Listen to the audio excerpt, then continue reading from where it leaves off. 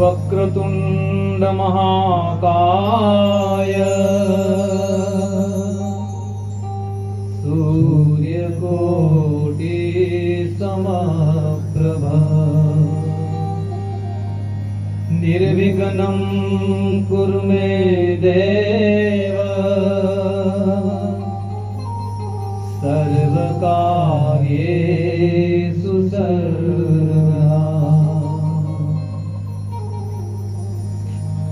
नमस्ते शारदे देवी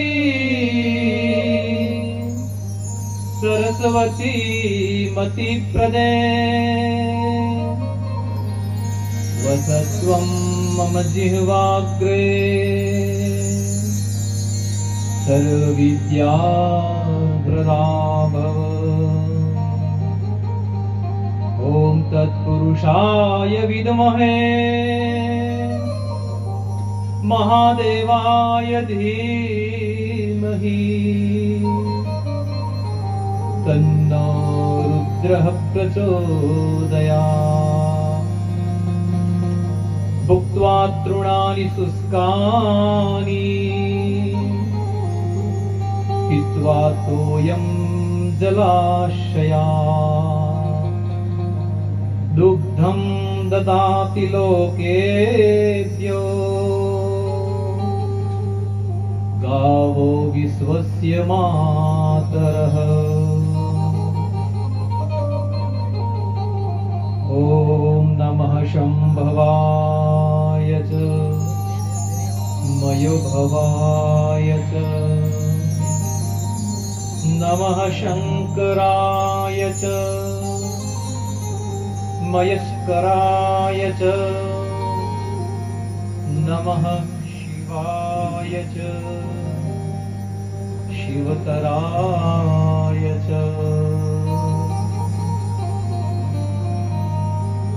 हरि ओम नमः शिवाय। हरि ओम नमः शिवाय। हरि ओम नमः शिवाय। हरि ओम नमः शिवाय। हरि ओम नमः शिवाय। हरि ओम नमः शिवाय। हरि ओम नमः शिवाय। हरि ओम नमः शिवाय। हरि ओम नमः शिवाय। हरि ओम नमः शिवाय। हरि ओम नमः शिवाय।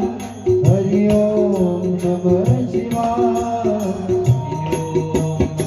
शिवाय। हरि ओम नमः शिवाय। हरि ओम नमः शिवाय। हरि ओम नमः शिवाय। हरि ओम सोमेश्वराय। हरि ओम सोमेश्वराय।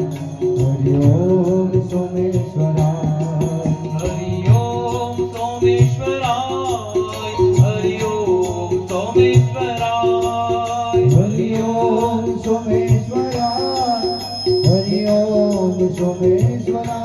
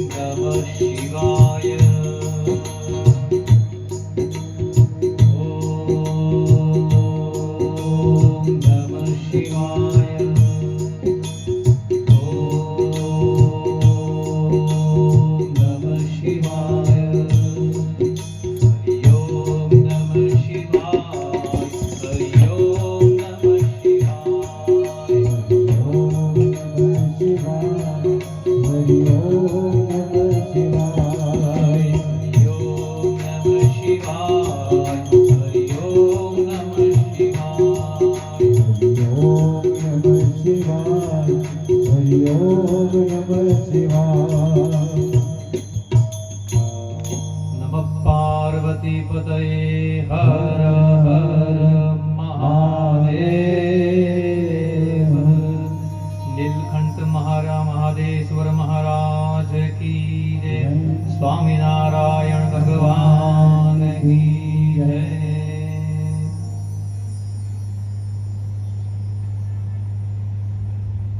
ત્યારે ભક્તો બરાબર 370 દિવસ પછી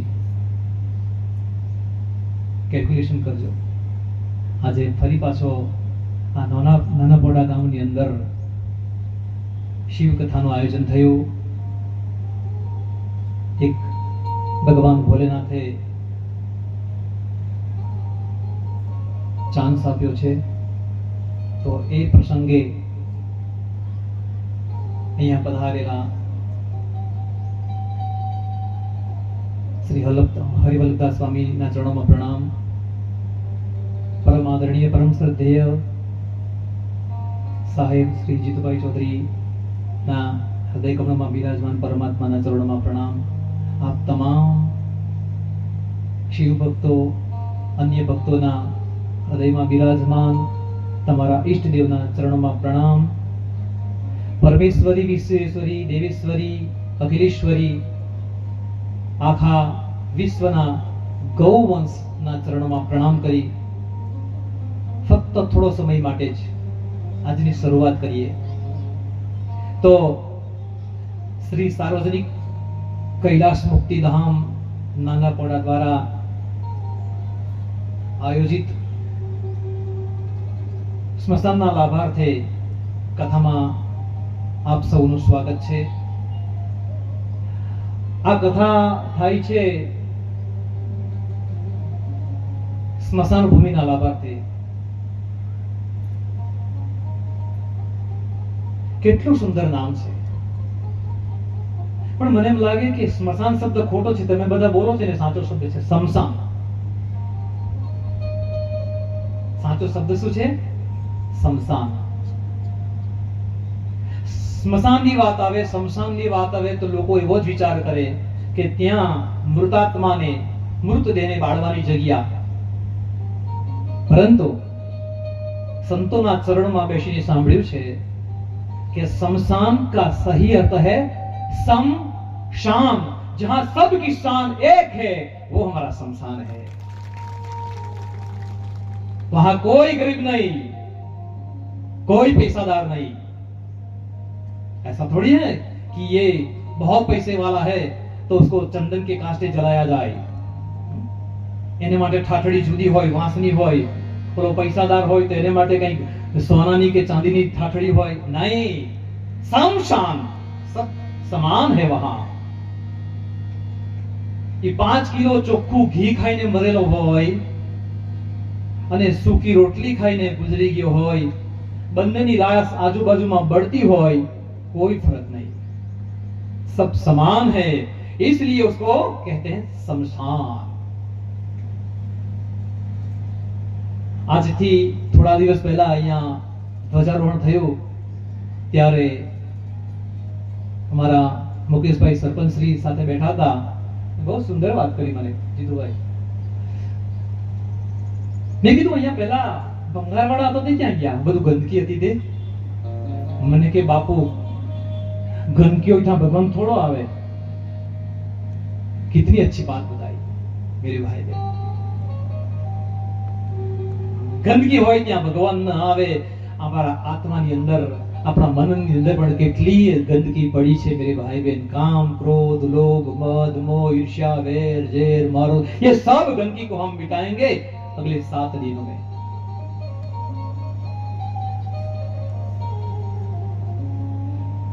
આજથી 7 દિવસ સુધી ભગવાન શિવજીની કથા કરી અને હૃદય ક્ષેત્રને શુદ્ધ બનાવીશું.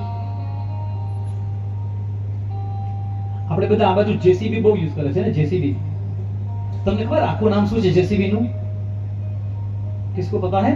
पूरा फुल फॉर्म क्या है उसका? एक कोई कंपनी છે इंग्लैंड ની, જોસેફ સાયરિલ બેમફોર્ડ નામના વ્યક્તિએ આ મશીનની શોધ કરી. જોસેફનો જે લીધો, સાયરિલનો સી લીધો અને બ્રેમફોર્ડનો બી લીધો, જેસીબી. એ કચરો સાફ કરી या सुंदर मजानो कैलाश धाम बनाવ્યું છે. આજથી 7 દિવસ સુધી આપણે પણ जेबीबी यूज करीशो. जय भोले बाबा. उसके नाम से हमारे क्षेत्र को, हमारे शरीर को, हमारे अंतःकरण को हम भी शुद्ध करेंगे. बाकी आप બધાને ખબર જ છે, માણસ જન્મ્યો ત્યાંથી અત્યાર સુધી એટલી હળિયાપટ્ટી કાઢી, એટલી દોડાદોડ કરી છે. लेकिन एक मुस्लिम संप्रदाय के संत ने, एक फकीर ने कहा है, बेफाम बेफाम तोय કેટલું થાકી જવું પડ્યું, બેફામ તોય કેટલું થાકી જવું પડ્યું. બાકી મંજિલ હતી ઘરથી કબ્રસ્તાન સુધી. આટલો જ રસ્તો છે ભાઈ, હા, કે ઘરથી સ્મશાન. તોય કેટલું થાકી જવું પડ્યું.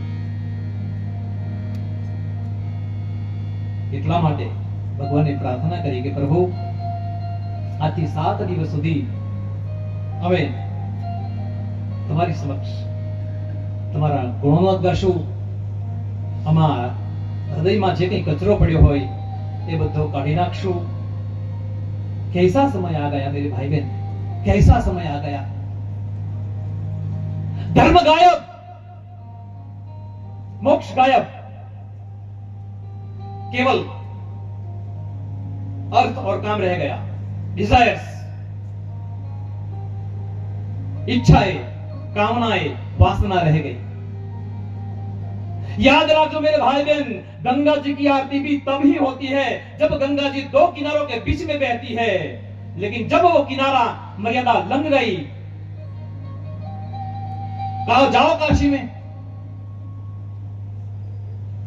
જ્યારે પૂર આવે, બાढ़ આવે, ત્યારે गंगा जी लोगों ना घर में घुसी जाए. एक डोसी माँ ने वो झाड़ू लेके निकालने शुरू कर दिया, निकलो यहां से. एक बाबा जी कहे गंगा जी को झाड़ू मारती है, पाप कर रही है. बोले पाप नहीं करो, झाड़ू न मार दो क्या करो, घर में घुस गई, क्या करूं मैं, आरती करूं उसकी. मेरे भाई के ध्यान से सुनना, हमारे जीवन में धर्म और मोक्ष, ये दोनों किनारों के बीच में अर्थ और काम रूपी नदियां बह रही है. अगर मर्यादा का उल्लंघन हो गया, मर्यादा टूट गई, तो इस संसार के आपको झाड़ू से निकाल दिया जाएगा. कोई नहीं पूछेगा. બે કિનારાની વચ્ચે તમે બેસો તો દુનિયા તમારી પૂજા કરશે.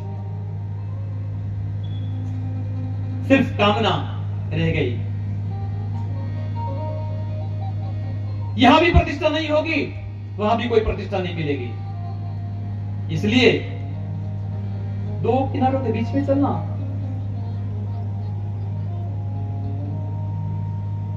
धर्म અને મોક્ષની વચ્ચે અર્થ પણ છે, पैसा भी है. कमाओ पैसा, खूब कमाओ.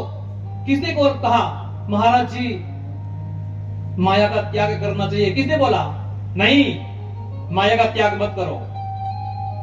હું તો કહું हेलीकॉप्टर बसाओ, जाओ. किसने बोला माया का त्याग करो, त्याग मत करो. राम भी पुष्पक विमान लेके चलते थे, वो भी पुष्पक विमान में घूम रहे थे. तो हम उसके संतान हैं, हम क्यों ना माया त्यागने की कोई बात नहीं. लेकिन माया में आसक्ति न होगी चाहिए, ये बड़ी बात है. माया से, संपत्ति से, पैसे से आसक्त मत हो. चला गया राम जी का था, मिल गया राम जी का प्रसाद है. આવી સુંદર સંતોષની ભાવનાથી પણ તમે જીવન જીવશો ને તો સુદામાની જેમ તમે પણ મસ્ત રહેશો. અને નહીતર રાવણ જેટલી સંપત્તિ હશે તોય રોજ રડતા રહેશો, લોકોને રડાવતા રહેશો. આ છે શિવ કથા. આજે તો કથાની ખાલી ભૂમિકા બનાવશો, તમારો વધારે સમય નહીં લો, भूमिका बना रहा हो. भूमिका नहीं बराबर हो तो कथा कहने में बड़ी तकलीफ होती है. વક્તા કઈ કોઈ ભૂમિકા પર બેઠો હોય અને શ્રોતા એની કોઈ જુદી જ ભૂમિકામાં ફરતો હોય. आप लोगों ने हवाई जहाज देखा है, बैठे भी होंगे. हवाई जहाज, प्लेन, જ્યારે તમે ઉપરથી પસાર થતા હોય, કોઈ પહેલી વખત પ્લેનમાં બેઠું હોય અને બારીમાંથી નીચે ડોકિયું કરીને જોઈ તો આપણી ગંગા નદી, આપણી આ કઈ નદી છે અહીંયા, हाँ? कोलक नदी, अगर वहां से देखोगे तो नाली जैसी दिखेगी आपको. ये नाली है. और નીચે ઉભરેલું કોઈ નાનું છોકરું આમ આકાશ તરફ નજર કરે અને ત્યાં એને પ્લેન દેખાય, विमान देखाई, बोले चिड़िया जा रही है, चिड़िया जा. चिड़िया नहीं, इसके अंदर 500 लोग बैठे हैं. हम हमको मूर्ख बना रहे हैं. 500 लोग इसमें बैठे हैं. देखो આ બાળક પણ જોઈ છે કે વિમાન છે એમાં 500 लोग बैठा છે પણ उसको चिड़िया जैसा दिखता है. અને 35,000 ફૂટની ઊંચાઈ પર ઉડતો હોય ભાઈ. 35,000 feet high. 35,000 ફૂટ.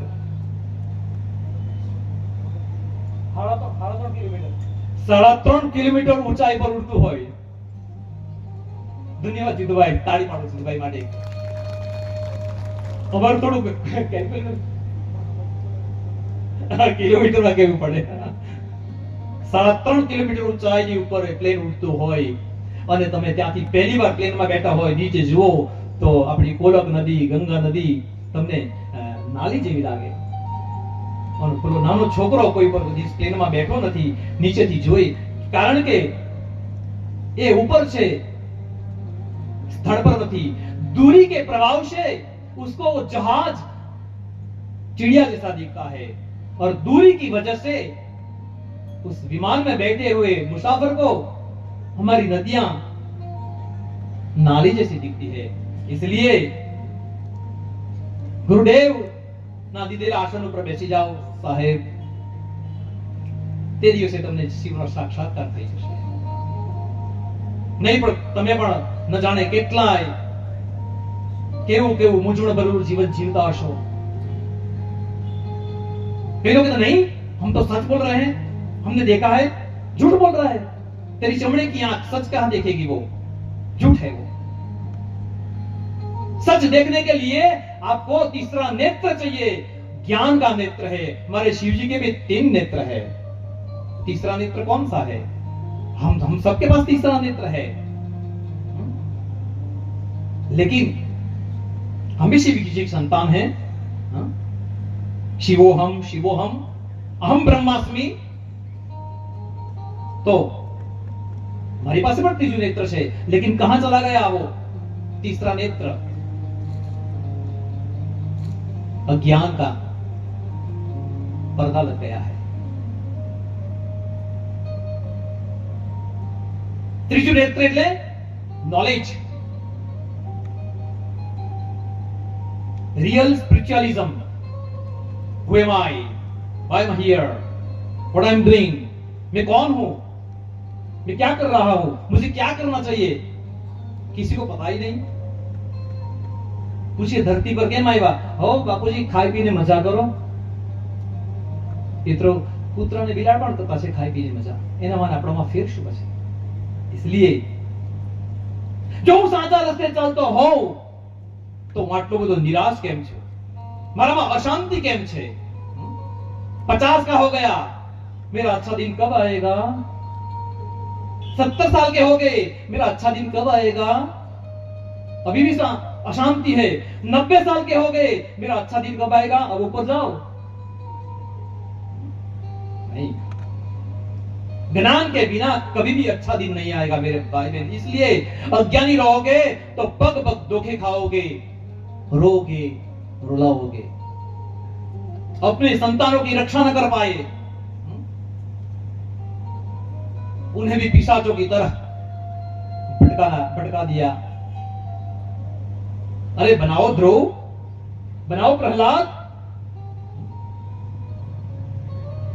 बनाओ विवेकानंद, बनाओ शिवाजी, बनाओ मीरा, राव मदालसा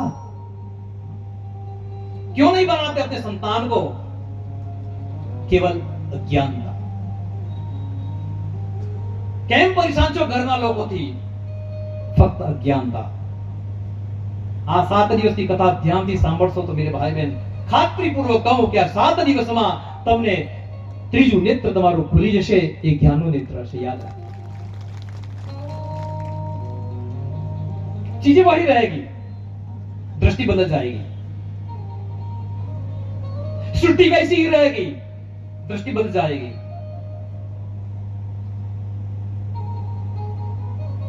दृष्टि बदलना.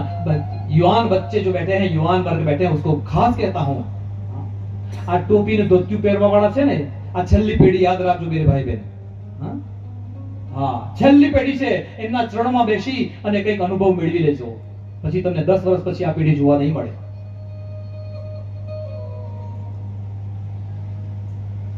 ये गाने ऐसे भोंगे बजते रहेंगे.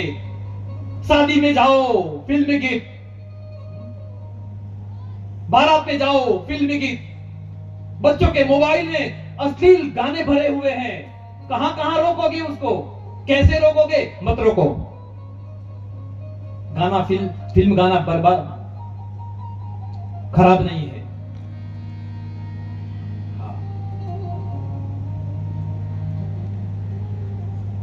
फिल्मी गाने कभी बेकार नहीं होते. बस आपके बच्चों की दृष्टि बदल दो. तो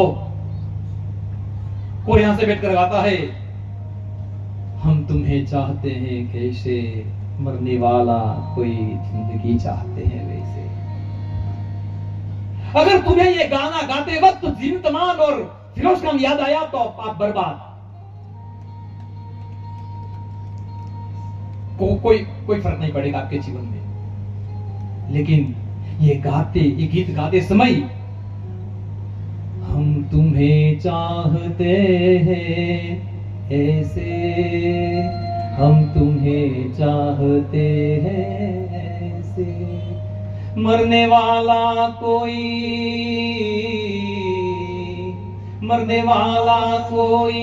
जिंदगी चाहता हो जैसे, हम तुम्हें चाहते हैं ऐसे, हम तुम्हें चाहते हैं.